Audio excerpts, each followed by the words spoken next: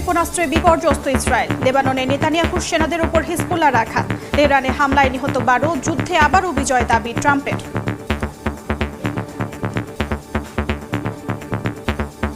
যুদ্ধবিরতি নিয়ে আলোচনার দাবি অস্বীকার আইআরজিসির। ওয়াশিংটনে 15 দফা প্রস্তাবের বিপরীতে কঠোর 5 শর্ত তেহরানের। ইরানের নতুন নিরাপত্তা প্রধান জোলকাদের। হাজার হাজার কালো কাকের বিশাল ঝাঁকে ঢেকে গেছে ইসরায়েলের তেল আবিবের আকাশ। যুদ্ধের মাঝেই দেখা গেছে এমন অদ্ভুত ভয়ঙ্কর দৃশ্য। এটি কি শুধুই প্রকৃতির স্বাভাবিক আচরণ নাকি কোনো অজানা সংকেত? সামাজিক যোগাযোগ মাধ্যমে এর মধ্যেই ছড়িয়ে পড়েছে নানা ব্যাখ্যা। কেউ বলছেন অশুভ লক্ষণ, আবার কেউ তুলনা করছেন কোরআনে বর্ণিত আবাবিল পাখির সাথে।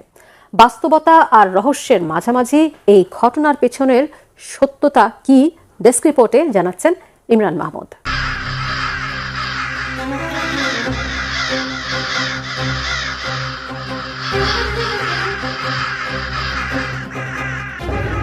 আবাবিল পাখি নয়, ইসরায়েলের আকাশ ছেয়ে গেছে হাজার হাজার কালো কাকে।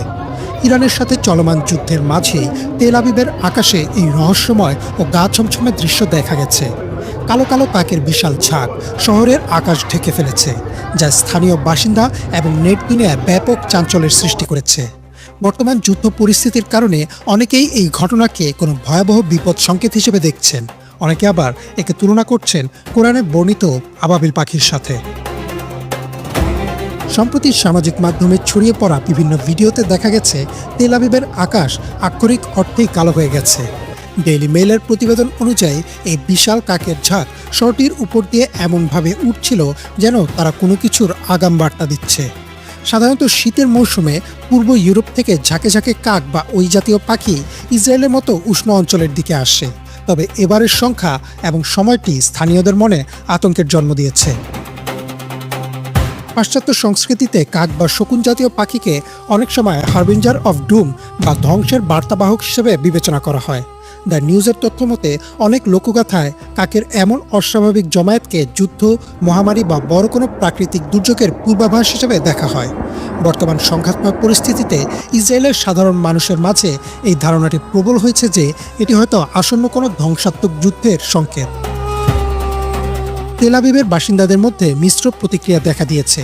ইকোনমিক টাইমস জানাচ্ছে অনেক ইসরায়েলি একে প্রাকৃতিক স্বাভাবিক নিয়ম হিসেবে দেখলেও একটি বড় অংশ একে অশুভ লক্ষণ হিসেবে মনে করছেন। সামাজিক যোগাযোগ মাধ্যমে অনেকেই একে আধ্যাত্মিক বা ঐশ্বরিক সতর্কবাণী হিসেবেও ব্যাখ্যা করছেন। প্রাইম টাইমারের একটি প্রতিবেদনে বলা হয়েছে কিছু মানুষ একে কনস্পিরেসি থিওরি বা ষড়যন্ত্র তত্ত্বের সাথে মেলাচ্ছেন, যেখানে বলা হচ্ছে পাখিরা হয়তো উন্নত প্রযুক্তির মাধ্যমে আসন্ন কোনো হামলার আঁচ করতে পেরেছে। ইরান যুক্তরাষ্ট্র সংঘাত থামাতে টেবিলে এখন শর্তের লড়াই। ওয়াশিংটনের 15 দফা প্রস্তাবের বিপরীতে কঠোর 5 শর্ত দিয়েছে তেহরান। গণমাধ্যম মিডল ইস্ট আইয়ের তথ্য মতে পুনরায় যুদ্ধ শুরু না করার নিশ্চয়তা চেয়েছে ইরান। সেই সঙ্গে যুদ্ধের ক্ষয়ক্ষতিও দাবি করেছে পেজেশকিয়ান প্রশাসন। এদিকে ইউরেনিয়াম সমৃদ্ধকরণ বন্ধের পাশাপাশি হরমুজ প্রণালীতে অবাধ নৌ চলাচল নিশ্চিত করার প্রস্তাব দিয়েছে যুক্তরাষ্ট্র। ইসরায়েলি গণমাধ্যমের তথ্য মতে এই কাঠামো গৃহীত হলে দুই পক্ষ 1 মাসের যুদ্ধবিরতি ঘোষণা করতে পারে। হঠাৎ করে ইরান যুদ্ধ থেকে নিজেদের গুটিয়ে নিতে মরিয়া হয়ে উঠেছে যুক্তরাষ্ট্র। ঠিক এমন সময়ই বিভিন্ন গণমাধ্যমে শোনা যাচ্ছে যুক্তরাষ্ট্র প্রস্তাবিত 15 দফা শর্তের গুঞ্জন। নিউ ইয়র্ক টাইমসের তথ্য অনুযায়ী 2 মার্কিন কর্মকর্তা জানিয়েছেন এই প্রস্তাব পাকিস্তান সরকারের মাধ্যমে ইরানকে পাঠানো হয়েছে। যুক্তরাষ্ট্রের প্রস্তাব অনুযায়ী ইরানকে তার বিদ্যমান পারমাণবিক সক্ষমতা সম্পূর্ণভাবে ভেঙে ফেলতে হবে এবং ভবিষ্যতে কখনোই পারমাণবিক অস্ত্র তৈরি না করার প্রতিশ্রুতি দিতে হবে। একই সঙ্গে ইউরেনিয়াম সমৃদ্ধকরণ বন্ধ করতে হবে এবং 60% সমৃদ্ধ ইউরেনিয়াম আন্তর্জাতিক সংস্থার কাছে হস্তান্তর করতে হবে। নাতাঞ্জ, ফোর্দো ও ইস্পাহান সহ প্রধান পারমাণবিক স্থাপনাগুলো ভেঙে ফেলতে হবে। যুক্তরাষ্ট্রের প্রস্তাব অনুযায়ী ইরানকে মধ্যপ্রাচ্যে প্রক্সি গোষ্ঠীগুলোর প্রতি সব ধরনের সহায়তা বন্ধ করতে হবে, যার মধ্যে অর্থায়ন ও অস্ত্র সরবরাহ রয়েছে। পাশাপাশি হরমুজ প্রণালীতে অবাধ নৌ চলাচল নিশ্চিত করতে হবে। এদিকে যুক্তরাষ্ট্রের এই 15 দফা প্রস্তাবের দাবি সরাসরি নাকচ করে দিয়েছেন ইরানের সেনাবাহিনী। অন্যদিকে মিডল ইস্ট আইয়ের তথ্য মতে তেহরান স্পষ্ট করেছে তারা একতরফা ছাড় দিতে রাজি নয়। ইরান যুদ্ধ আর পুনরায় শুরু না হওয়ার নিশ্চয়তা, হরমুজ প্রণালীতে নিজেদের প্রভাব বজায় রাখা এবং মধ্যপ্রাচ্যে যুক্তরাষ্ট্রের সামরিক উপস্থিতি কমানোর দাবি তুলেছে। এছাড়া যুদ্ধের ক্ষয়ক্ষতির জন্য ক্ষতিপূরণ এবং নিজেদের বিরুদ্ধে বৈরী প্রচারণা বন্ধের শর্তও দিয়েছে। ঋণের বোঝায় নুয়ে পড়া পাকিস্তানই এখন যুক্তরাষ্ট্র ও ইরানের প্রধান ভরসা। যুদ্ধ বন্ধে আলোচনার জন্য দুপক্ষের মধ্যে যোগাযোগের প্রধান চ্যানেল হিসেবে কাজ করছে পাকিস্তান। এছাড়া পাকিস্তান জানিয়েছে তারা চাইলে খুব শিগগিরই উচ্চ পর্যায়ের বৈঠকের আয়োজন করতেও প্রস্তুত। চরম অর্থনৈতিক সংকটের মধ্যে থেকেও কিভাবে ভূ রাজনীতিতে অপরিহার্য অবস্থানে পাকিস্তান, বিস্তারিত মীর ফজলের আপের ডেস্ক রিপোর্টে।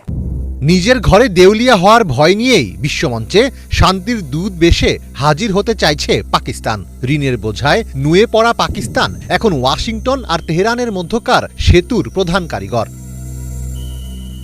চরম অর্থনৈতিক সংকটের মধ্যে থাকলেও ভূ রাজনীতিতে পাকিস্তান যে কতটা অপরিহার্য, ইরান যুক্তরাষ্ট্রের এই 15 দফার মধ্যস্থতাই তার বড় প্রমাণ। নিউ ইয়র্ক টাইমসের রিপোর্ট অনুযায়ী গত 23 মার্চ পাকিস্তানের সেনাপ্রধান ফিল্ড মার্শাল আসিম মুনির মার্কিন প্রেসিডেন্ট ডোনাল্ড ট্রাম্পের সাথে সরাসরি কথা বলেন এবং ইরানের উচ্চপদস্থ কর্মকর্তাদের সাথে যোগাযোগ করেন। পরদিন পাকিস্তানের প্রধানমন্ত্রী শাহবাজ শরীফ ইরানের প্রেসিডেন্ট মাসুদ পেজেশকিয়ানের সাথে ফোনে কথা বলেন এবং মধ্যস্থতার আনুষ্ঠানিক প্রস্তাব দেন। এরপর পাকিস্তানের মাধ্যমে ইরানের কাছে একটি 15 দফা শান্তি পরিকল্পনা হস্তান্তর করে যুক্তরাষ্ট্র, যদিও এই প্রস্তাবকে অত্যন্ত কঠিন ও অযৌক্তিক আখ্যা দিয়ে প্রত্যাখ্যান করেছে ইরান। 25 মার্চ এক জ্যেষ্ঠ ইরানি কর্মকর্তার বরাতে রয়টার্স জানায়, দুই পক্ষের মধ্যে যোগাযোগের প্রধান চ্যানেল হিসেবে কাজ করছে পাকিস্তান। বার্তা আদান প্রদানে তুরস্ক ভূমিকা রাখছে। এছাড়া পাকিস্তান জানিয়েছে তারা চাইলে খুব শিগগিরই উচ্চ পর্যায়ের বৈঠকের আয়োজন করতে প্রস্তুত। কিন্তু প্রশ্ন হচ্ছে, বর্তমান প্রেক্ষাপটে কেন এত গুরুত্ব পাচ্ছে পাকিস্তান? যুক্তরাষ্ট্রের বিরুদ্ধে রাষ্ট্রীয় সন্ত্রাসের অভিযোগ এনেছেন উত্তর কোরিয়ার সর্বোচ্চ নেতা কিম জং উন। একই সঙ্গে দক্ষিণ কোরিয়াকে সবচেয়ে বৈরী দেশ হিসেবে আনুষ্ঠানিকভাবে স্বীকৃতি দিয়েছেন তিনি। নতুন দফায় নির্বাচিত হওয়ার পর 15তম সুপ্রিম পিপলস অ্যাসেম্বলির প্রথম অধিবেশনে অংশ নেন উত্তর কোরিয়ার সর্বোচ্চ নেতা কিম জং উন। এদিন বেশ কিছু রাষ্ট্রীয় নীতির বিষয়ে বক্তব্য রাখেন তিনি। উত্তর কোরিয়ার পারমাণবিক মর্যাদা নিয়ে কোনো ধরনের দর কষাকষির সুযোগ নেই বলে সাফ জানিয়ে দিয়েছেন কিম। বলেন, আত্মরক্ষামূলক পারমাণবিক প্রতিরোধী জাতীয় নিরাপত্তা, আঞ্চলিক স্থিতিশীলতা ও অর্থনৈতিক উন্নয়নের ভিত্তি।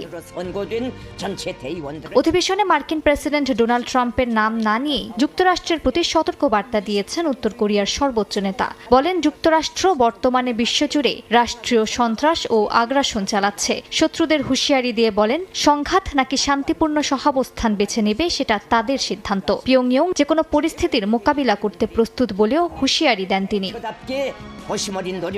একই সঙ্গে দক্ষিণ কোরিয়াকে সবচেয়ে বৈরী রাষ্ট্র হিসেবে আনুষ্ঠানিক স্বীকৃতি দিয়ে সম্পর্কে নতুন কাঠামো নির্ধারণ করেছে পিয়ংইয়ং। সিওলের যে কোনো পদক্ষেপকে সার্বভৌমত্বের হস্তক্ষেপ হিসেবে দেখলে নির্দয় প্রতিক্রিয়ার হুমকি দিয়েছেন কিম। এই অবস্থান দুই কোরিয়ার মধ্যে অবশিষ্ট কূটনৈতিক যোগাযোগ আরও সংকুচিত করতে পারে বলে মনে করছেন বিশ্লেষকরা।